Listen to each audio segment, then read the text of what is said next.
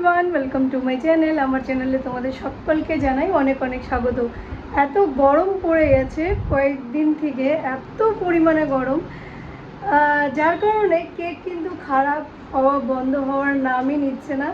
এবারও কিন্তু 3টে কেক খারাপ হয়ে গেল।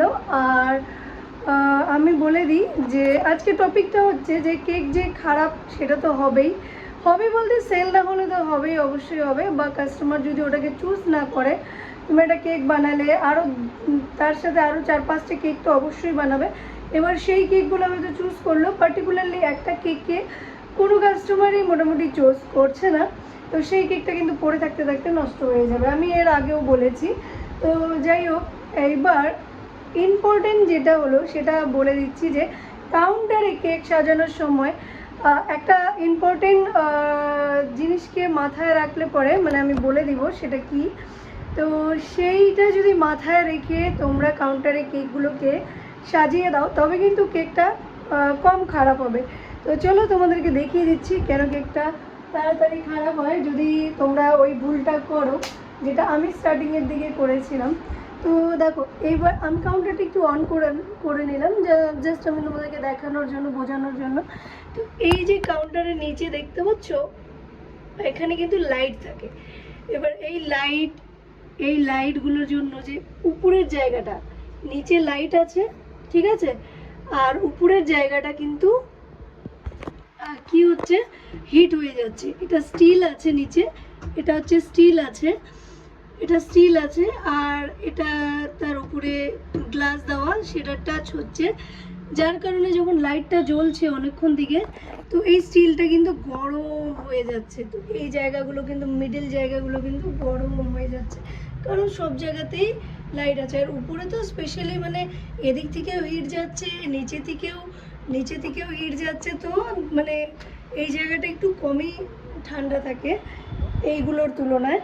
তো এবার কি করতে হবে, কেক সাজানোর সময় তোমাদের ধ্যান দিতে হবে। দেখিয়ে দিচ্ছি যে এইগুলো না মানে অনেক মানে 2-3 দিন আগেই খারাপ হয়ে গেছিলো।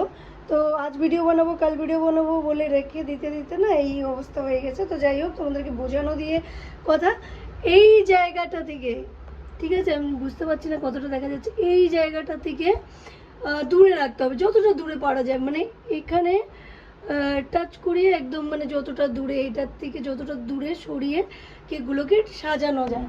তো তাহলে কিন্তু দেখবে কি হবে, হিটটা কিন্তু কম পাবে। এইভাবে করে সাজিয়ে দিবে, হিটটা কিন্তু কম লাগবে, ঠিক আছে। আর যদি একদম মিডলে দাও, পুরো হিটটা কিন্তু পুরো কেকে লেগে যাচ্ছে।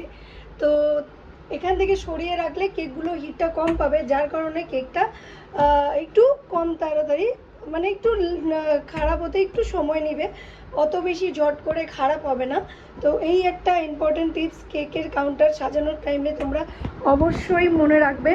আর ফ্রন্ট থেকে দেখিয়ে দিচ্ছি, এইভাবে করে সাজালে কিন্তু কাস্টমাররা ইজিলি কেকের A to Z, মানে পুরো ডেকোরেশন চারপাশ সব দিক থেকে সুন্দরভাবে দেখতে পায়, একদম পুরো কভার হয়ে যাচ্ছে ফ্রন্টে আসার কারণে, ঠিক আছে। তো এইভাবে করে কিন্তু কেকটা সাজালে কেকটা কিন্তু বেশি তাড়াতাড়ি খারাপ হবে না। আর জিনিসপত্রের দাম যেই হারে বেড়ে চলেছে, সেই হিসেবে মানে যত ওয়েস্ট কম হয় ততই কিন্তু বেনিফিটে থাকবে। আর যদি ওয়েস্ট বেশি হয়, আর তাহলে কিন্তু তোমাদের কিন্তু মুশকিল হয়ে যাবে। এই এত কস্টিং বেড়ে গেছে জিনিসপত্রের, এই সময় সার্ভাইভ করা কিন্তু অনেক মুশকিল হয়ে যাবে, কারণ কাস্টমার তো দাম বাড়াতে চাইছে না। ওদেরকে বোঝানোটা অনেক মুশকিল হয়ে যাচ্ছে যে পেট্রোলের দাম বাড়াতে, জিনিসগুলো ট্রান্সপোর্টিংয়ের সময় প্রচণ্ড পরিমাণে দাম বেড়ে যাচ্ছে। তো তোমাদেরকে ধীরে ধীরে ওদের কানে একটু একটু করে দিতে হবে, যাতে কস্টিংটা তুমি বাড়াতে পারো ধীরে ধীরে করে। আর তার সাথে নুকসান একটু কম করার চেষ্টা করবে। যেগুলো পয়েন্ট আমি বলে দিলাম, এভাবে দূরে রাখবে এখান থেকে, তবে একটু কম খারাপ হবে, ঠিক আছে। আর নিচে তুমি যেখানে খুশি রাখো, নিচে লাইট নেই, ঠিক আছে। আর নিচটা সব থেকে বেশি ঠান্ডা লাগে, তারপরে এটা, তো সেই হিসেবে তোমরা একটু অ্যারেঞ্জ করে নিবে কেকগুলোকে, ঠিক আছে। তো আই হোপ আজকের ভিডিওটা তোমাদের ভালো লেগেছে। আর এইভাবে করে কেক বানালে কিন্তু আমি একটু ঘুরে দেখাচ্ছি, যাতে পুরো জিনিসটা তোমরা দেখতে পাও। কেকগুলো বানালে কিন্তু অনেকটাই, মানে কেকগুলো এইভাবে কাউন্টারে সাজালে কিন্তু অনেকটাই তোমরা বেঁচে যাবে কেকটা খারাপ হওয়ার হাত থেকে। তো দেখা হবে নেক্সট ভিডিওতে, ততক্ষণে বাই বাই।